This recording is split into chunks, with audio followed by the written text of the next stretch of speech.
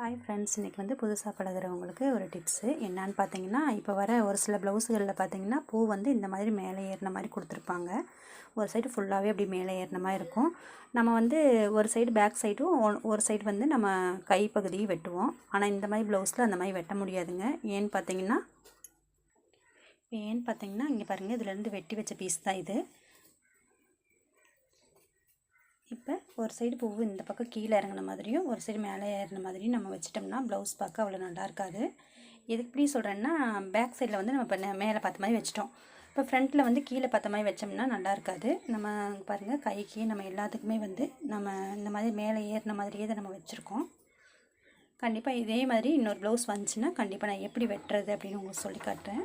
நீங்கள் முதையே வந்து இப்போ புதுசாக பழகுறவங்க வெட்டிட்டீங்க அப்படின்னா அது மறுபடியும் அது கஷ்டமாக போயிடும். அதனால தான் நான் அடுத்தது இந்த ப்ளவுஸ் வந்துச்சுன்னா கண்டிப்பாக நான் உங்களுக்கு வீடியோ போட்டு எப்படி கட் பண்ணுறதுன்னு